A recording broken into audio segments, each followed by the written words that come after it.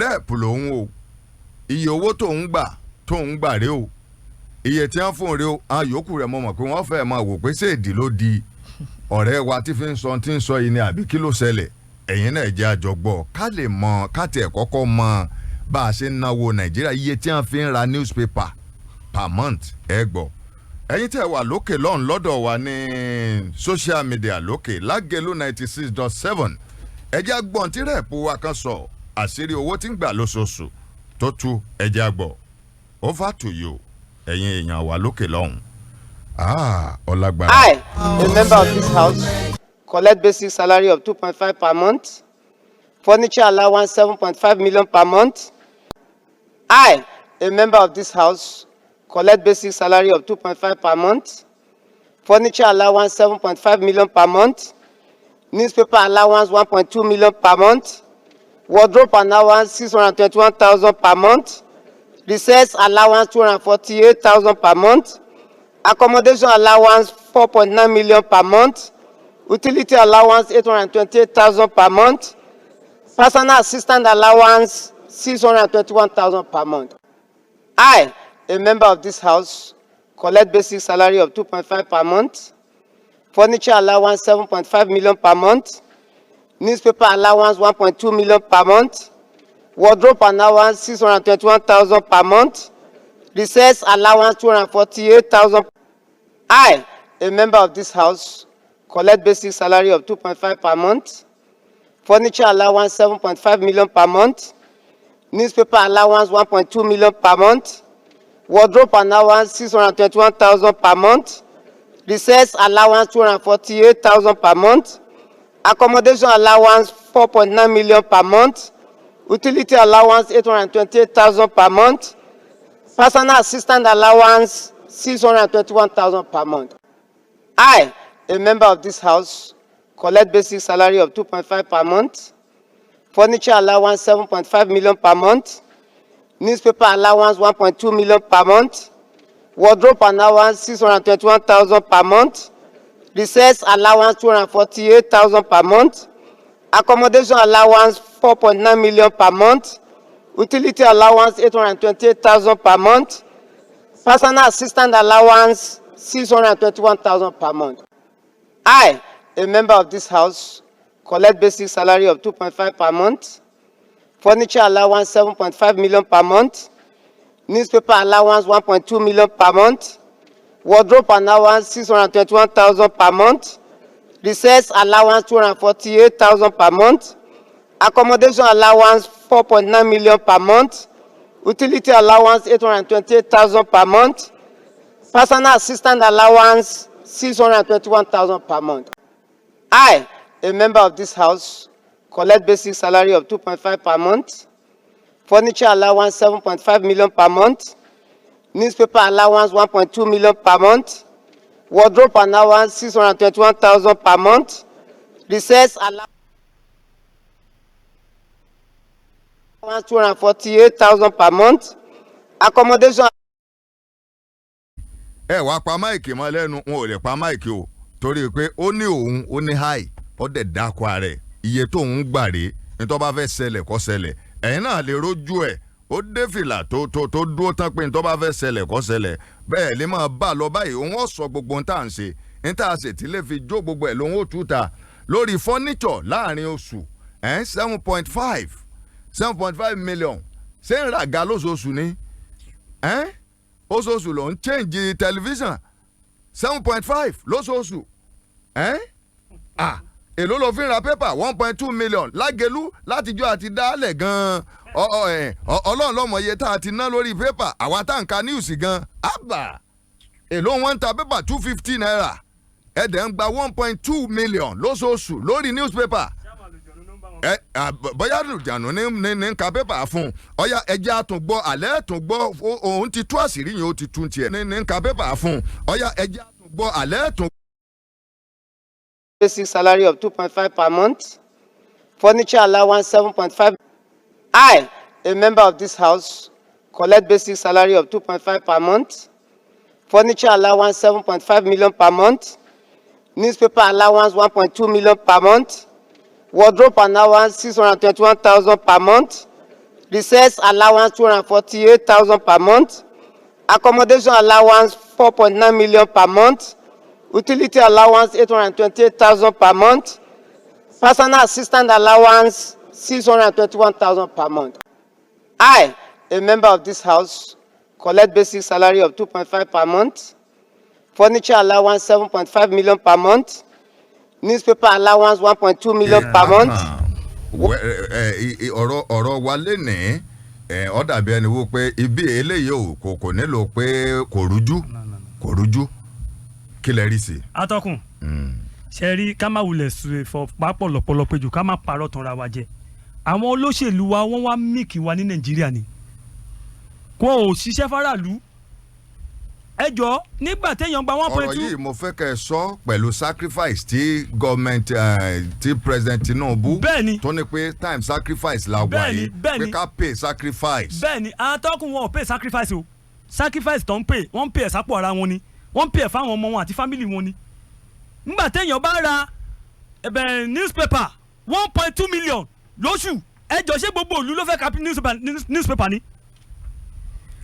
àwọn alábàáṣiṣẹ́ wọn tí wọ́n ń gba 600,000 plus fún every month ẹjọ́ èèyàn mélòó ni wọ́n gbà tira tó ń bá wọn ṣiṣẹ́ ọmọ ọ̀dọ̀ mélòó ló wà nínú ilé wọn kúkú mélòó ló wà nínú ilé wọn wardrobe allowance tó ń gbà oṣooṣù náà ń ṣèjì wardrobe allowance ni oṣooṣù náà ń ṣèjì wardrobe wọn ni ṣe rí ẹ má wulẹ̀ já tanra wa àwọn olóṣèlú wa ní nàìjíríà òun ló ṣe fà á tó fi jẹ́ pé kókó wọn lé wọ́n máa ń fẹ́ para wọn síbẹ̀ ni torí pé wọ́n mọ ohun tó sọ̀ǹtọ̀ tí wọ́n fẹ́ lọ jẹ́ ńbẹ̀.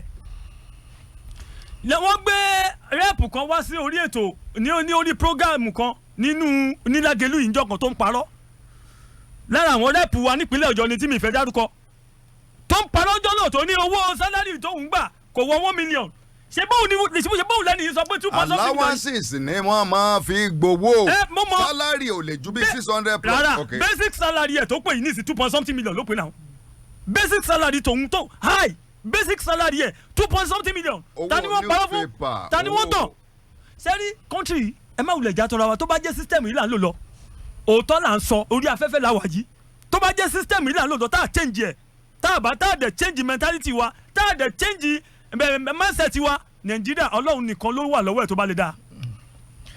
ká má dì sí ìfọ̀rọ̀ wa o ẹ máa gbọ́ à ń gbàdúrà pé ọlọ́run kó jẹ́ ó dáa ṣé ọlọ́run máa sọ̀kalẹ̀ wá bá wa ṣe ni. fẹ́ràn ara wa ni ọlọ́run ti ṣe tiẹ̀. wicked.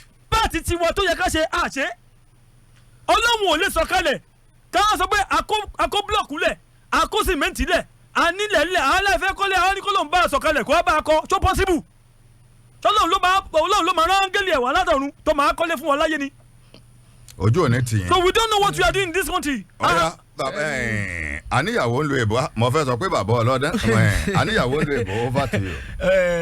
sẹ́rí ojú tèmi fi wò ó ojú èmi fi wò ó mà tún yàtọ̀ sí ohun tí bí ọba ní Jésù ṣe ń sọ yẹn. member house of rep yìí ó sọ iye tó ń gbà àbí bẹ́ẹ̀ kọ́ kí la fẹ́ mú jáde ńbẹ̀. n ta fẹ́ mú jáde ni pé à ń sọ fún wa ní first year wípé à ń láti pay price pé àsìkò tá a wà yìí káwọn ọmọ nàìjíríà ní faradà kan ní forítì ẹ̀yin tẹ̀hún ẹ̀yin ò forítì sẹ́rí a gbọ́dọ̀ rí ìforítì yẹn bóyá 50% kó tiẹ̀ lọ sí lọ́dọ̀ tìyín gan. aṣíwájú that's the question. kò lè lọ sí lọ́dọ̀ wọn. sẹ́rí owó tí wọ́n ń gbà yìí that's how to lead. sẹ́rí owó tí wọ́n ń gbà yìí kèé ṣe pọ́sẹ̀sẹ̀ bẹ̀ lórí tiwọn láti gba bàbá wọn Ọbásanjọ́ ló ti bẹ̀rẹ̀ dì sí yìí so sẹ́ni tabaka wà ń bì tabaka ń sọ àkàndí sí fara wa ni. no we have to tell them the truth. wọn ò lè yí padà. àwáì.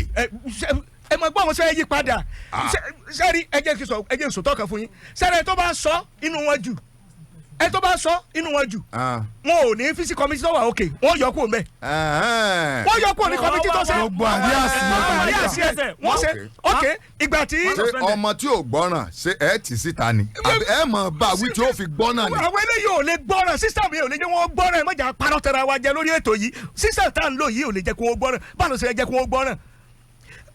ok kó tó wọlé sí kó tó contest kó tó wọlé ẹ mọ̀ ètò ẹ̀ náà ẹ wòye owó fọ́ọ̀mù tí wọ́n ná sẹ́yìn lẹ fún wọn ibì kan wọ́n lọ ya wọ́n lọ talẹ̀ wọ́n lọ ṣe gbẹ nígbà débẹ̀. ṣé nítorí pé ẹjọ́ lóṣèlú lẹ̀ ṣe ń sọ̀rọ̀ báyìí. ìyẹn kọ́ ẹgbẹ́ ẹja sọ the reality ṣe tá a bá change system tá a ń lò ní orílẹ̀-èdè yìí ẹ gbàgbé ẹ̀ president sọ pé kí wọ́n ní kí wọ́n farada káwọn ọmọ orílẹ̀-èdè ó farada ìjẹ́ president gẹ́gẹ́ tó sọ pé farada ìjà àwọn gan farada lọ́dọ̀ tó lọ ń sọ̀rọ̀ plane. ìjà farada so now ní 30 something ẹ wòye convoy tó lọ sí South Africa ẹ wòye àwọn private plane ni wọ́n lò lọ sọ́hùn private plane ọ̀kẹ́lá ẹ̀ tí wọ́n fún ní contract coastal road line ti kíní Calgary àbíkí ló kọ ẹ̀ ń jẹ́ òun náà lò lọ wọ́n ní òkè àwọn ní ìdí presidential jet mi for president òkè ẹni àfaradà kó o sì wá sàwò àárọ̀ tí mò ń bọ̀ láti junction bíi express bíi wá sí ọ̀nà ibi ìfẹ́lẹ́lẹ̀ wá ń bì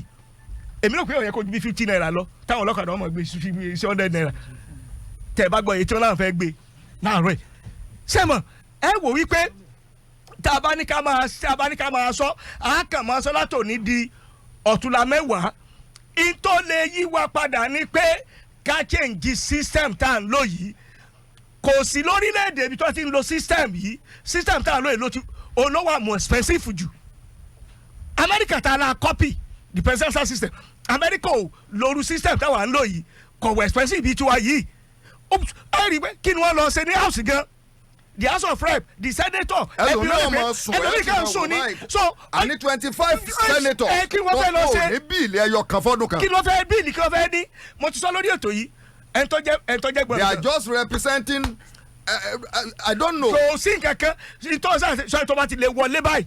wọ́n sá wọlé. sitting for nothing. okòwò náà lọ ṣe. ìwọ lọ wọlé síbẹ̀ so. you are occupying the seat for nothing. wọ́n máa sọ no bill. ẹgbọ́n àpàdé òun yẹn ó ní owó àlàwọ́sì sọ́sẹ́ láti àkọló ní December ó ní yàn ti sẹ́ndì kìíní kan later ó ní òun sọ bẹ́ẹ̀ sẹ́mọ̀ ẹ ti wò pé àwọn eléyìí kò sí nǹkan tó lọ sẹ́ńbẹ̀ ju pé wọ́n lọ kówó ná so tàbá là ń sọ pé kìíní kan kí lè fẹ́ ṣe sẹ́sọ̀ kọ́ mọ́ gbà ni bẹ́ẹ̀ bá sọ pé wọ́n gbà tiẹ̀ tẹ́lẹ̀ bá ló wọ́n gbowó sáwọn èkó làwọn gbowó tiwọn ni kò sí so tìgbà tá a bá change system tó our system yìí fààyè gba wọn to corrupt ẹgbẹ́ yìí okay ní head of service of recent ó ní èèyàn tó ń gbọ́. ẹ tẹ́ ẹ sọ yẹn dùn mí díẹ̀ o wípé wọn ò lè change. wọn ò lè change ẹgbàgbé ẹ orí ètò mo ti sọ yìí wọn ò lè change tẹ́rí tá a bá sọ di ẹ mọ̀ pé yóò mọ̀ worst sí pẹ̀lú tẹ́ ẹ sọ yẹn. wọn ò lè change system yìí gbẹ̀jẹ̀ get worse ẹ mọ̀jà parọ́ tó bá fẹ́ lómi ní place wọ́n kí lẹ́ni ó tún ṣe the same thing. àwọn èèyàn fẹ́ lè máa sá lọ sí orílẹ̀-èdè mi ní Áfíríkà ó ti pọ̀ jù ní Áfíríkà. ara kí ni àwọn èèyàn jù òfin wa ló corrupt wa. ó ti pọ̀ jù ní mọ̀ sọ òfin yẹn ti fààyè lẹ̀ fún there's a lacuna nínú bí àwọn olófin ó tó ti fààyè lẹ̀ fún ọ pé láti jalè so láti kówó jẹ láti ṣe so tẹ bá ní kábàá ṣe ó dùn sọ ẹ̀mọye ìgbà tẹ ẹ̀mọye wọn ti sọ rú ẹ̀ rẹpẹtẹ tó bá sọ jù wọn fi ti máa ṣe. tọ́ọ̀gì wọn ti ẹ̀dẹ̀ sí ẹ. wọ́n fi ti máa ṣe so kí á náà what are we talking about. what are we talking about. what are we talking about. all right aṣíwájú. lọ́dọ̀ tiyín kí ni take yín lórí pé ká jọ sacrifice. mi ò tí ì gbà á. pé ká jọ sacrifice. mi ti lọ bẹ̀yẹn ẹni tó sọ̀rọ̀ kí lorúkọ ẹ̀ constituency wo ló ti wá ṣé ò ṣe doctrine tíjọba bá wá tí àwọn tó ń gbọ́ wa lára àwọn member of the house tó bá gbà pé ntẹ́ni sọ bẹ́ẹ̀ ni àfẹ́kàn dá wa lóhùn tó bá jẹ́ pé irọ́ ló pa àfẹ́kàn dáhùn kò tábà ẹni yẹn sọ pé high what constituency wo ló ti wá sí west ni àbí east ṣé ẹ jẹ́ kí n bí straight báyìí ṣé leaders wa ṣé wọ́n sacrifice. wọn ò sacrifice. bọ́n ṣe fẹ́ káwa máa sacrifice. mo ti sọ láì mọye ìgbà kò sí olóṣèlú kankan látòrí councillor di president tán wá sin ìlú ìgbà táwọn Bọ́lá Ìgè wà ilé tí Bọ́lá Ìgè tán pa sí onílé ẹyọ kan tó lè sọ pé befitting house tó ní lẹ́yìn ilé tí bàbá ń gbé gẹ́gẹ́ bíi lọ́ọ̀yà ní Liberty Road. wọn à ní property káàkiri púpọ̀ jù. kò ní. now àwọn ọmọ wọn torí ẹ̀kọ́ tó kọ́ wọn kò síjọba kankan tó pè wọ́n sí system. kọ́ mọ̀ pé tán bá ní kán jí wọn ò ní jí. kò sọmọ ọmọ Bọ́lá Ìgè méjì ló wà láyé báyìí àǹtí Adégbọlá àti Múyìwá Ìgè wọn ò sí system o torí pé wọ́n rí wọn pé àìdíà bàbá wọn òun náà máa gbé wá síjọba bàbá àti wọn ò corrupt àwọn tó fẹ́ bá ṣèjọba corrupt. mẹ́wàá lọ́wọ́lọ́wọ́ báyìí àwọn tó ń bá wa ṣèjọba orílẹ̀-èdè Nàìjíríà mi ò ní tàn yín o they are political investors o olùdókòwò olóṣèlú ni ó dìgbà tá a bá change mindset àwọn aráalé pé àwọn tó wá ń bá yín wọ́n wá dókòwò láti pàṣẹ dúkìá yín ni 10 naira tẹ́gbà lọ́wọ́ wọn orí burúkú ni lọ́la. ibi tí ọlọ́run níjèdè ó di wá ẹ̀yin náà wo báwọn bàbá ṣe máa ń ṣe after 4 years that's the problem we have. ṣe àrí lọ́wọ́lọ́wọ́ báyìí Nigerians have. ìtẹ́mi rò pé bóyá ó kàn ó ní wípé kí gbogbo wa panupọ̀ kájé wọn mọ̀ pé ìjọba tó ń ṣe yìí àfẹ́ kọ́ change constitution wa láti bí constitution máa ní foundation we run a Nigeria with fake constitution àmẹ́ tó kọ́ àmọ̀gbà tó kọ́ wọ́n kàn gbé fọ́bàṣánjọ́ ni 1999 constitution kọ́ sọ bí tó ti jókòó ẹ̀ àwọn tó jókòó ẹ̀ CJ tó sáyẹn rẹ̀ àmọ́ meanwhile they are running a bigger country like this with a fake document ó dìgbà tí a bá ní òfin tòótọ́ tó jẹ́ pé ọmọ Ìbàdàn wà ń bẹ̀ Ìjẹ̀bú wà ń bẹ̀ Bòròró wà ń bẹ̀ Ìgbìrà wà ń bẹ̀ Ìgbò wà ń bẹ̀ Haúsá wà ń bẹ̀ òfin yẹn là ń béèrè tí wọ́n bá lè fún wa lófin tuntun àwọn house yìí kó padà sí 1963 constitution 1960 pre constitution colonial constitution kọ́ lọ́ mú bọ́tà ẹ̀ tó bá hold ń bẹ̀ kọjá dọ́ adjusted or 1963 tí o bá ti lé sí kankan nù yẹn ọbẹ̀ tà ká close Nàìjíríà kó kálukú kọ́kọ́ máa ṣèjọba nù yàrá rẹ̀ tá a bá gẹ̀ bí àárín Nàìjíríà ká wá padà sórílẹ̀-èdè Nàìjíríà cause for now èmi àti yín ọmọ wa lọ́la. Ọlọ́run ọjà lọ́la o. ọmọ wa ni ẹnìkan bá mi sọ̀rọ̀ kan. bóun la ṣe fẹ́ sọ fẹ́ fà àwọn ọmọ yẹn bóun la ṣe fẹ́ sọ fẹ́ fà àwọn ọmọ yẹn. leaders ò ronú bẹ́ẹ̀ yẹn. ẹnìkan bá mi sọ̀rọ̀ kan. ẹ máa gbọ́ sà ọba ní Jésù àwọn leader tẹ̀ ń sọ yìí wọn à ronú a bẹ́ẹ̀ pe yẹn àwọn rárá. èèyàn pé wọ́n á dókòwò wọ́n á fẹ́ ronú kọ́mọ tí ń tí wọ́n bá ọmọ tí mo àwọn dókòwò wọn ò fẹ́ kọ́mọ mo sọ̀rọ̀ kanjọ́ kan wọ́n mà ṣe o. iṣẹ́ àgbẹ̀ tán pa ìjọba ló pa náà èmi wà lára àwọn tó ní àìdíà Àmọ̀tẹ́kùn a sínú Àmọ̀tẹ́kùn àwọn tí ó mọ̀ nínú Àmọ̀tẹ́kùn náà kó síbẹ̀ now ìjà àdìkáfà Àmọ̀tẹ́kùn ṣe ó kó lání wọ́n kó lọ wọ́n ṣẹ̀fẹ̀ máa kú tàwọn ará oko nísìnyí ta ni ó wà jẹ́ kí sí àgbẹ̀ dá bí ó sàwọn ọdẹ tó bá wà ní gbèríko. pé kí wọ́n má jẹ́ kí ẹni tí nǹkan ṣẹlẹ̀ sóko àwọn àgbẹ̀. nítorí àwọn external force tó ń dà wá láàmú ńlá fi ronúpìwàdà ni wọ́n wá máa patí ni wọ́n wá máa lọ sílé oṣù náà mọ́ ni wọ́n lọ bá gómìnà kan dúró sí pàkọ́ ẹ̀ ó kó wa lání kan lọ mójútó nítorí pé àwa ti rí i pé in the next 5-6 years iṣẹ́ àgbẹ̀ ẹ̀rọ o iṣẹ́ àgbẹ̀ ó bàjẹ́ mọ́ wa lọ́wọ́ iṣẹ́ àgbẹ̀ ti bàjẹ́ lé ní báyìí kóńgò ráìsì kan ó ní iye ó jẹ́ kóńgò ẹ̀wà ó ti ń lọ 5,000 sáyé làwa wá yẹn. láì ẹ̀wà tẹ dákun ẹ fẹ́ fi bọ̀ dá ẹ̀wà sí. ẹ wá wo ló ayé ta wá nísìnyí ẹnìkan bá adẹ níbẹ̀ nígbà kan mo sọ̀rọ̀ kan bí mo ní lọ́wọ́lọ́wọ́ báyìí anífẹ́dọ̀ ọ̀nàrẹ́bù ó ń pè palliative òṣìkiri wọ́n ń pè rédíò wọ́n ń pè tẹlifíṣàn wọ́n ń pè mọ́tò wọ́n ń pè ọ̀kadà wọ́n wá kó gbogbo wa kú òlóko. gbogbo farm settlement ilẹ̀ tó yẹ ká fi farm settlement. àwọn tó wá jẹ́ ajagun gbalẹ̀ wọ́n wá bọ́ sóko wọn àbò kó wá jẹ́ kó wá sóúnjẹ mọ́. gómìnà fúnra ara ẹ̀ nípínlẹ̀ Ọ̀yọ́ yìí few years ago bí ọdún mẹ́rin sí márùn wọ́n láwọn gba kínní kan bílíọ̀n ẹ̀yáwó ni pé àwọn fẹ́ẹ́ fi tún àwọn farm settlement wá ṣe èmi ò tí ì jàgbàdo gómìnà o n sì tí ì mú gàrí gómìnà n sì jẹ́ adé gómìnà. ẹnìkan bá mi sọ̀rọ̀ kan lánàá atọ́kùn ẹnìkan bá mi sọ̀rọ̀ kan lánàá ó ní ní àsokòrò l'Àbújá. mọ̀ ń bọ̀ ọ̀bánijẹ́ sọ ẹ̀yin èèyàn mi tí ẹ ti ń pe bàbá ọlọ́dán tí ẹ ti ń kàn án sí wọn nọ́mbà